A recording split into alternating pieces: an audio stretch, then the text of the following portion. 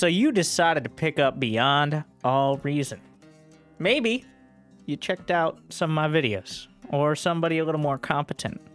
You were met with the inability to download it on Steam, but you managed to Google it correctly, and here you are, in the lobby screen straight out of 2005, but with the game that I think is one of the most modern RTSs, in some ways surpassing StarCraft 2, but that's not why you're here. You're here because no one but actually knowledgeable players have a build order guide.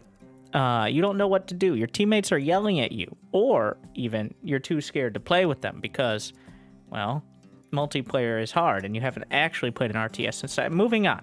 Like, subscribe, and I am going to try to distill what knowledge I have gained from a lot of Beyond All Reason. I still would consider myself like a Gold League player, but that's a little better than nothing, so here we are. I'm going to start 4v4 on the map DSDR, which I'm told has some historical significance in the Annihilations. I think the AI is perfectly fine. The Barbarian AI is still a real challenge for me in 1v1, or if I set up team games with it. But I'm going to try to break down the basic parts, and I think playing against the AI, you can just restart the game at any time. The basic parts of the build, and something you can bring into the game. So, first things first. Start the game. You kind of want to check. There's not much you can do in the lobby screen, but one of the more convenient parts of Beyond All Reason is you have a little time as you load into the map. And I'm going to assume you haven't seen the map or haven't really looked at the maps before, and that's fine. There's a lot of maps. I still definitely haven't played all of them or gotten too knowledgeable. But there are 3 resources in Beyond All Reason when you boil it down: metal, energy, and build power. Now, metal and energy are relatively simple. We're going to start just looking at the map and how you would get all those. The build will come very soon, but first things first, when we load in, what's the wind speed? Average wind speed is 12. The wind risk is 10, which is, if the wind's so terrible, wind turbines aren't going to work well. Please choose your starting location. I'll get there. So, the wind speed, pretty good. I'd say there's low, which is below 8 or so. And then if you go below 5 or 6, wind turbines are useless. There's medium, which is like 8 plus to 12, which is when wind is good, not great. And then over 12, pretty much you just want to build wind turbines for power early on, because you have to choose.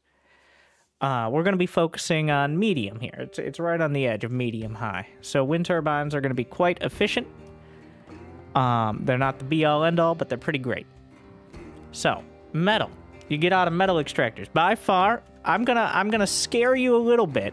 Just know this exists. And you can find it by liking, subscribing, and checking the description. But, here you go. Here's the math. Here's the math so you don't have to. The very simple summary is the best things you can do is build a tier 1 metal extractor. That is the best and most efficient way to get metal. Tier 2 metal extractor, we're not even going to cover here. Geothermal is the best, by far, if you can get to it, but with the caveat of the upfront cost. And there's more and more, but the very simple version is wind is cheap and easy. No, it's not your mother, and if she calls you up on the phone, make sure your internet will stay connected, because I think a lot of you might still be suffering from a dial-up connection based on my multiplayer games, but I digress. So wind, good. Earth, good. Solar, if you gotta. That's the summary. So, you need to balance metal and energy. So when we start out, the very first thing, you're going to want to put your commander between some metal extractors. Each map has several starting positions, though they aren't outlined. Another couple settings. I'm using grid keys here. I'm also using the build menu grid, which is very convenient. It essentially gives you the grid hotkeys for buildings, and you'll see that over there. You can see all the keys in these fancy menus. Don't be scared. You won't use most of these, but at least some of them are important. I might point out attack and fight are slightly different. Fight works more like attack move. I'm getting off track here. I'm trying to stay focused, and I'm failing. But know that I'm trying, and that's what's important. Their starting positions, usually if you see 3 metal extractors next to each other, that's a starting position. Like on this map, there are varying amounts of metal, so pay attention to that. Some maps will have 4 or 5 even though there's only 1 metal extractor. You've got to play those a little different. But I'd say the average is right around 2. Maybe like 1.8 to 2.5 metal per second on those extractors. So you can expect that. And this is very middle of the road as maps go. So we're going to start with 2 metal extractors. 2. Dose.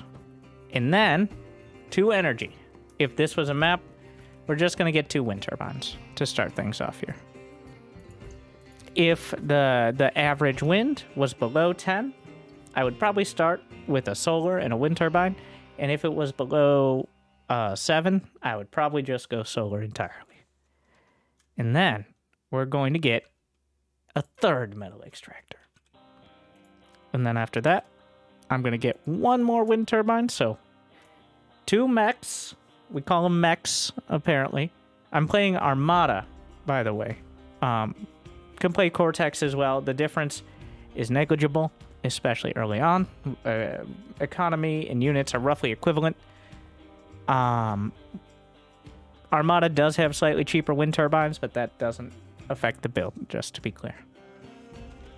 So, 2 mechs, 2 wind turbines, 1 more mechs, and 1 wind turbine. If I didn't have a 3rd one there, I would probably just go straight into the bot lab.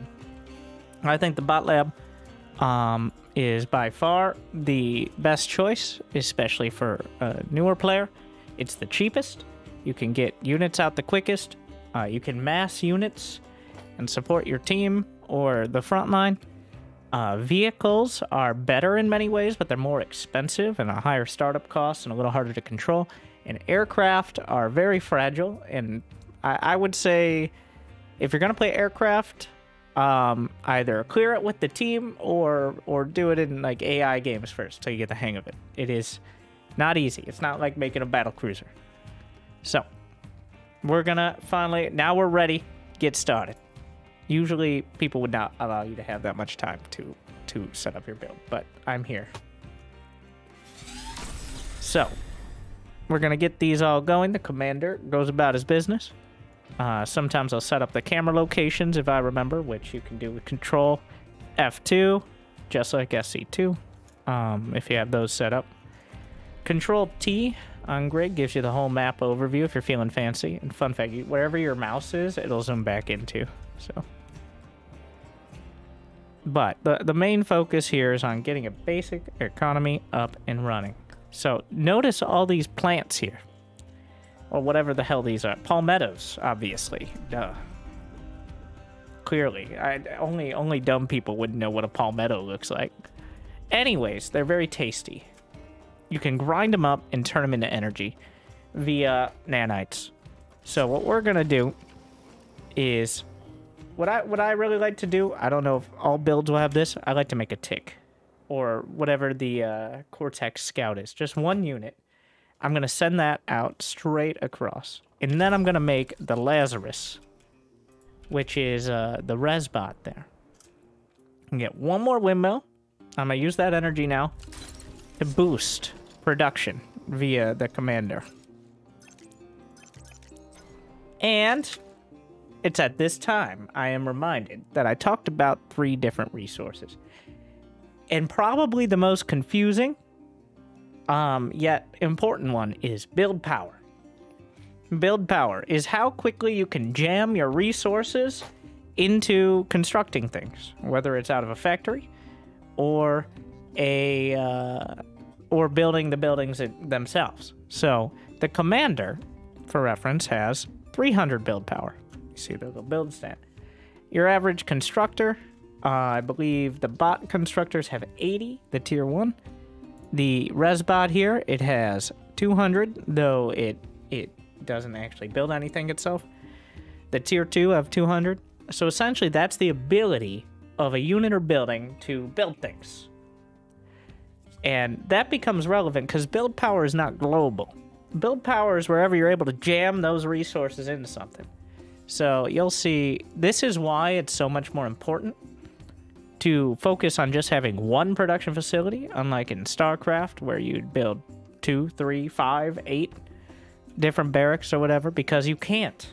It's essentially like a stacking chrono boost in many ways, where you can continue to build units as long as you have the resources and energy, because it essentially just speeds up that whole process. So, I don't actually know the math on it, but more build power equals more resources used, and it reduces the build time cost. So if it costs 10, it's divided by a bunch of different numbers. Anyways, so a very basic summary I've found is you want to have 1 to 300 build power on your initial factory. And if you can support that, you've got a good economy going. And that's what we're going to focus on here. And that's on top of the factory itself. So let's say 2 to 400. So the bot lab only has 100. So right now we got 400 build power. And moving that build power around and setting it up is how you actually get your economy going. It's how you add things like wind turbines and storages. And it is how you build like frontline defenses and additional production. So, build power. Too much, and it's useless. Too little, and you're useless. By today.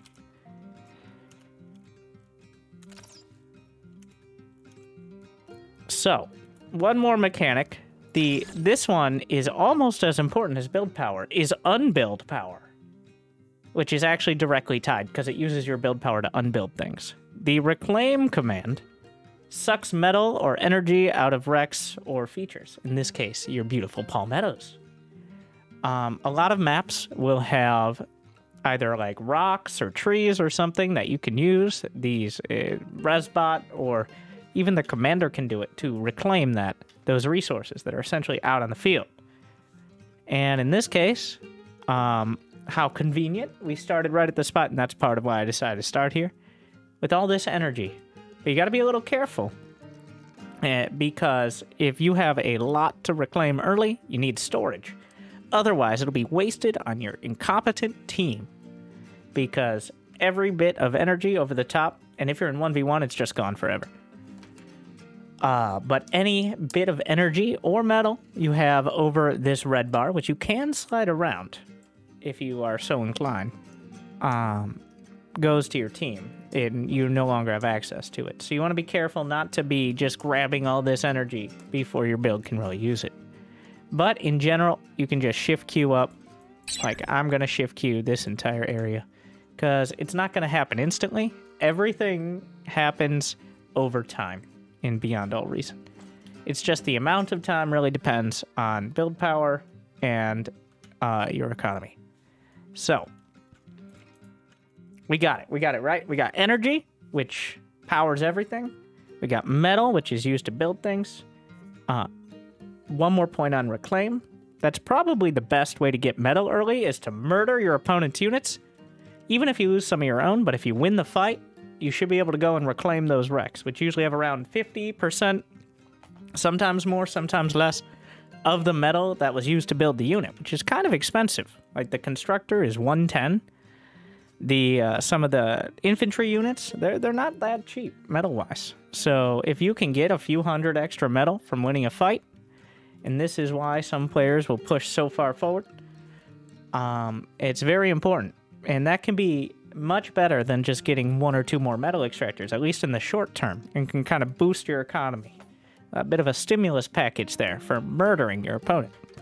Or what I like to do sometimes is notice one of my teammates is not picking up those wrecks after the fight because maybe they're concentrating.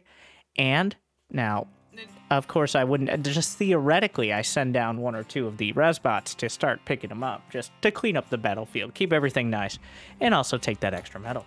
So, what are we going to do now? We're going to build 2 constructors. 2 constructors.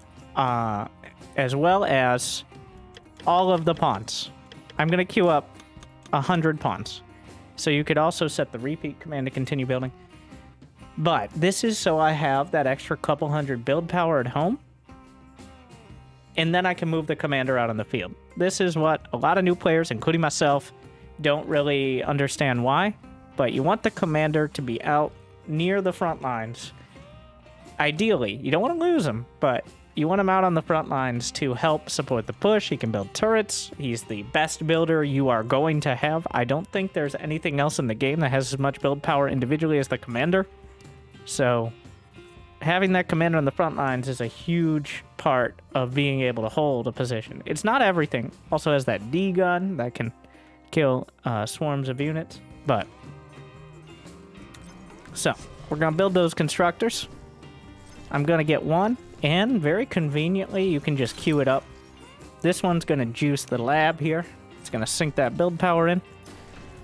I'm going to get a little more reclaim with the commander himself in order to build a storage. And now's about that time. You see the ticks about halfway across the map? That means my opponent's units could likely be about halfway across the map. So, after the energy storage here, I'm going to spend a little time getting a little more there. After this energy storage, what I'm going to do is I'm going to queue up a radar, which will allow me... They're very cheap, relatively. Less than most units is the radar. And then I'm going to get a laser turret, which is also very cheap. Less than the cost of 2 pawns. So don't rely on it to stop an entire army, but an occasional unit, like a tick, it can help deal with. And you want that pretty close. It also can't Aircraft shoot over spotted. things like your radar tower, because it's not, they're both the same height. That's simple enough. It's simple geometry. Anyways, now we're moving out with the commander. What I like to do, one more thing. I think these are all important. While we got a build order, I'm going to break it down one more time. So, starting out, 2 metal extractors, 2 energy buildings, in this case wind turbines, 3rd metal extractor, 3rd energy building, bot lab, and then, depending on the map, well, tick out of the bot lab, and then, depending on the map, either a Lazarus / Grave Robber is the name for Cortex, a Resbot for reclaiming, and if there's no reclaim, just Constructor. Usually 2. If you're feeling greedy or you're on the back line, I'd go with 3. But 3 is definitely pushing it, in my opinion, if you're trying to go to the front. And then past that, pawns. Another tip, if you want to build another constructor, you can press Alt, which will put it in the front of the queue. It'll interrupt whatever you're currently building. So you can interrupt. If you're not careful, you can interrupt the unit you want to build. So be careful about that. But that will put it in the front of whatever your queue is. And then, now we're here. We're in the pawn stage. We're 3 minutes in. I've got a decent amount of metal. I've got pawns producing. The commander moving out. I think a good general rule is by about 3 minutes, you definitely, especially if you're in the front line, you definitely want to be putting yourself out there. You want to go have a meet and greet with the less reputable members of the other team. And you want to try to get to that center line, which in this case, for me, I believe would be about here. And this is kind of the end, I'd say, of a basic build. From this point, I'm building pawns. I have 1 worker constantly building energy. You know what? It's not the end. We're going to get to the 5-minute mark. I know I've been all over the place. Hopefully you've been following it. Hopefully it's somewhat helpful. But remember, metal, energy, and build power. We're just going to let it play out a little, get a few more, and I'm assuming, because my tick didn't really see anything but a single aircraft, in which case I'll probably want some basic anti-air, which the commander can build. What are my stretch goals here? Well, I'm pretty much just going to want to have 1... You know what? We're going to tie this in. If you want to... Here are a few little tips that are incredibly helpful but aren't explained, even if they are technically on the hotkeys. Shift, build all of it. All right, Shift, build any direction, what have you. Shift and Alt, you do have to select, in this case, I got the wind turbine. Shift and Alt, drag a box. You hit that Z key, spread it out. X key, on top of Shift and Alt. So you can have your own little fanciness there. And if your fingers are more adept and agile than your average pianist, which it does feel like sometimes for me, not that they are, I'm saying that they aren't, but if you have multiple constructors, you hit the key, Shift, Alt, and Space will actually split the jobs between those constructors. It'll divide them so they'll work on the whole project, but essentially from different sides of it. That is extra convenient if you want to build a big row of like wind turbines. Later on with aircraft constructors, it can be helpful, just generally. But from here, what I'm working on, I'm not worried about the next level of tech. You're going to be on tier 1. I'm assuming you're near or at the front line. You're going to be on tier 1 probably 8-10 minutes, maybe longer. You can expect to be building 40-50 pawns, maybe. I usually end up building about that many. Probably a few dozen wind turbines. You just have one on it. I'm not worried too much about it. And, well, this constructor, now that I'm at, we'll say 3:30 to 4 minutes. It really depends on how stressful it is at the front and stuff. But right as you find some space for that third constructor, around 3 minutes, that's when you might want to consider more permanent build power options. In this case, construction turrets. The construction turret, I'm going to go have, you can either have your builder, I right-click on this constructor, it'll help him out with whatever he's doing, or you can click on it individually if you just wanted to help with one thing. But those construction turrets have 200 build power, so the equivalent of over two constructors. So it is a permanent option, though a relatively expensive one at 210 metal. Costs more than 5 or 6 units early on. So it is not something you want to build right off the bat. You don't want to build too many early, because then you'll just be wasting all your resources. Like, look right now. You can see that I'm spending much of my energy and most of my metal I have coming in, though I had the commander building some of these metal extractors. And just some more kind of all-around tips that I think you'd find in any sort of general guide video. Is every command, and this is impressive to me, is every command can be repeated, every command can be dragged. So, like, let's say, the resbot, it can also repair. You want to repair these pawns at the front? I hit repeat, which is T on grid, and then I can have repair, and it's not just 2 commands, but now the resbot will go back and forth in this area and repair anything it needs to repair there. You can add on Requiem commands. With the repairing units, you can also just use the fight command. Also works. It will automatically do its job that way, but I like just having a radius. So, now here we are at 5 minutes. I got a basic economy. I've got decent energy, not great. What I'd probably be doing now is adding on even more windmills. Past this point, I might consider an advanced solar for more energy, but my goal is to get to at least 500 energy and 25 metal. So if you have enough energy, you can start using, I think it's always important to have, as a baseline, 2 construction turrets and a couple energy converters.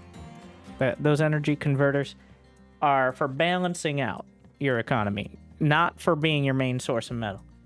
And very importantly on this map, there's a geothermal, which, remember that fancy graph there. Geothermal, even tier 1, is essentially your most cost-effective option for a huge amount of extra energy. Now, it is costly and it takes a long while to build. I usually like to have my commander come help with it, because you're going to need to pull one of these constructors off. You're going to need to build the geothermal. That thing's going to cost an arm and 2 of your bot's legs. But once it's done, you're going to have a huge energy income. And then from there, you can consider maybe teching up to tier 2. You can expand your constructor fleet, essentially. Occasionally, you might want to build other sorts of units. Another kind of noob trap, I think, is building the fancy units too fast. The maces, the centurions, the rocketeers are all good. If you get into a bit of a stalemate situation, you might want to consider the more advanced units. But pawns will get you quite far.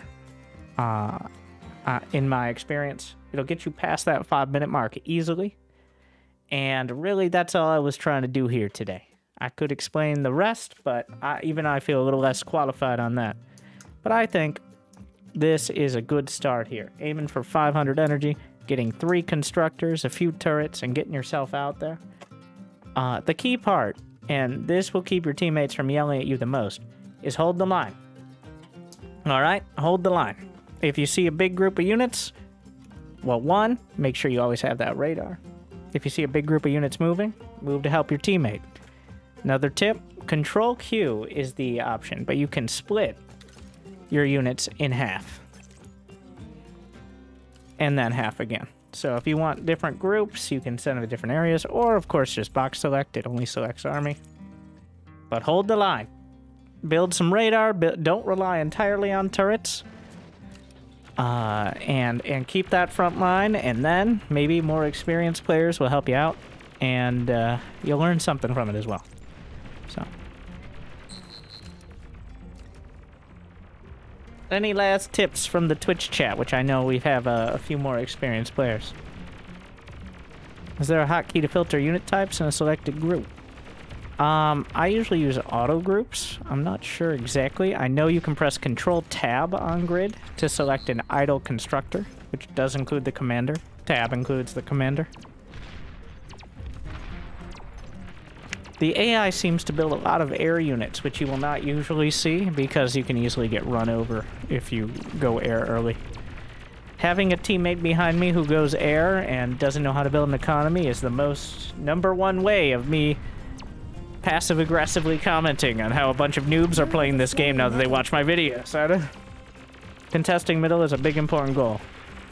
And I think, instead of being a coward and playing tower defense, if you're going to jump into a multiplayer match, get in the front line.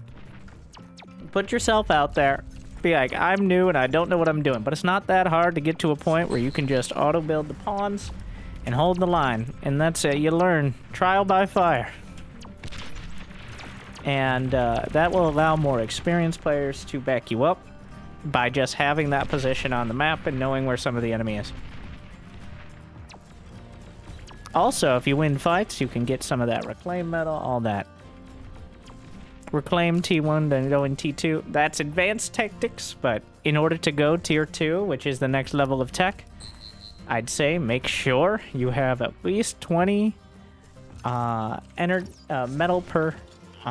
either you have a ton of Reclaim you can potentially get, like, if I wanted to reclaim this area, that'd be about 700 metal, which is pretty solid. It's kind of nice, you can actually see that number. But if you have that sort, then maybe you can start up... I'd usually want at least a couple construction turns, but you can start up that Tier 2 tech, which allows access to Tier 2 constructors, which you'll see people trading for. They'll send them metal. We're getting out of the purview of a basic build order, but remember, 2 maxes, 2 energy, 3rd max, 3rd energy, bot lab, tick, res bot, couple construct. Hopefully we'll put this on the screen or something somewhere, but this will get you started, and it's a lot easier when you have some basic resources. Maybe I'll include this replay or a better one. As well, as replays work just fine. Not quite as perfect as StarCraft, but you can easily download and check it out, or look at your own. So, there is that option, just directly on the Beyond All Reason side. I would recommend playing no larger than 4v4s, but I don't blame you. If you want to play the big 8v8s, just know that's a lot more going on, a lot more to handle. But it's definitely a popular game mode. You said at some point T2 is like Hive Tech. I'd say the equivalent to StarCraft of going to Tier 2 is not so much like taking a natural, but it's definitely like taking your 3rd and adding on all your production. That's not something you can do until you're safe enough on your first couple bases. And there's no floating your command center over or using orbital commands. There's no shortcuts like that here. So another reason you spam pawns or smaller units is because of flanking damage, where the... I'm gonna make my graphic again real quick. So, here's the enemy. Here's a pawn. Here's another pawn. So this pawn attacks, does 10 damage. This pawn attacks, it's going to do up to 20 damage. Because it essentially, it gets flanked from that side. And that is why building more units is usually better than building better units early on. Because you can hugely increase the DPS of your pawns by surrounding units like that. So that's just your basic early tip. And if you haven't yet noticed, you can do some really cool things with the early formation. This is a lot of the reason why I'm playing the game so much, is how convenient. Okay, so, but thank you guys for watching. I hope you enjoyed.